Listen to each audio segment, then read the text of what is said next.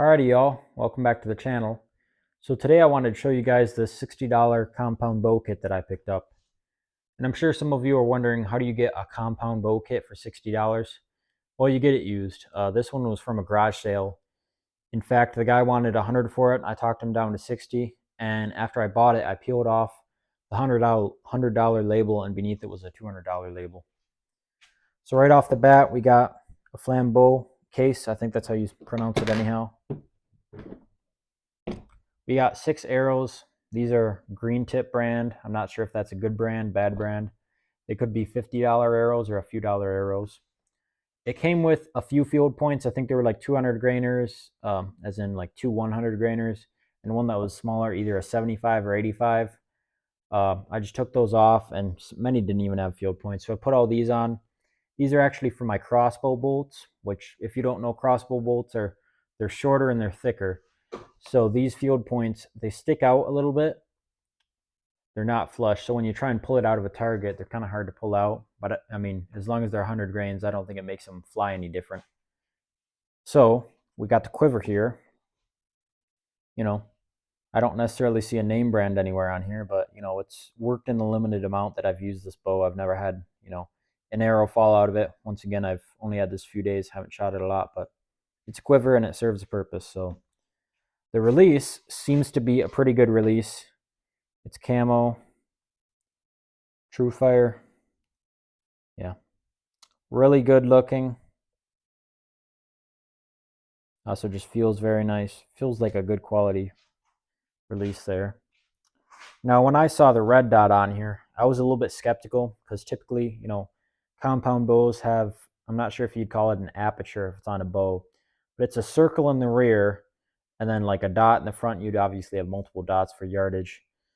But the guy said this was kind of like a cheat code for shooting a bow. And I was like, well, still kind of skeptical. But then I tested it, and I had started shooting a compound bow the day before I bought this. And I hit bullseye pretty much all the times. I started shooting at 10 yards.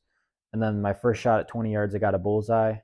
So I really like this. It seems, I guess, less finicky than an aperture sight.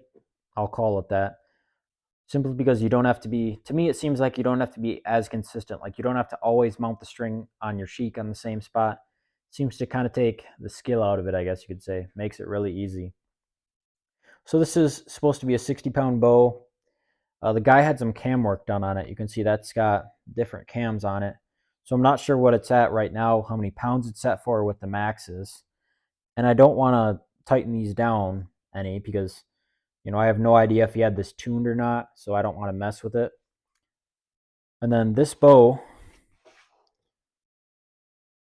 this is why it's worth the $60 I paid for it. Hope you guys can see that label, $600, $599.99. So I'm not sure how long ago this was purchased. I'm guessing it's not too old because if you look at some of the older compounds, they're a lot more straight. The cams are smaller. They're more circle-like, and they don't have this shape. And these, I'm not sure what you call them exactly, but they're more straight. The older compounds are kind of like, I call them transitionary between a modern compound and something like a recurve. So I don't think this is too terribly old. We'll look again, see if we can get the brand off of that. Archery Research. So $600 where he bought it. I don't know how much it costs today or if the brand's still in business, if it's a good brand. It's also got this style instead of a whisker biscuit. I've never shot a whisker biscuit. I've only started recently shooting compound bows. I think the only disadvantage to this is it's supposed to have this little rubber thing that can go over and hold an arrow. I think that's what it's for anyhow. But the little plastic piece fell out of that. So yeah, sometimes an arrow will fall out of this if tilt the bow sideways when you're pulling it. But obviously, if you're experienced, you're gonna have no trouble pulling this back, and you shouldn't be tilting the bow at all. So it works fine so far. It's got this little balance thing.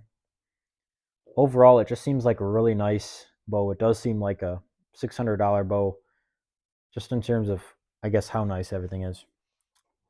But yeah, I've really enjoyed shooting it, especially with that red dot. It kind of makes it easy. I haven't even sighted it in.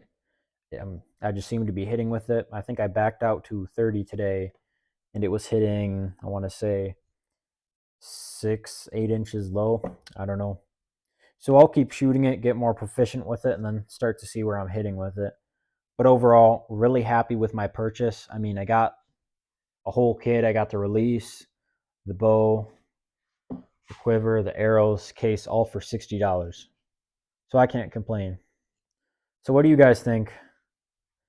Are those arrows good? Is this brand good? Any of you guys shoot red dots? Hate them or love them? Leave me with some info here in the comments. Well, how do you guys think I did? Be sure to like, subscribe. God bless, and see you on the next one.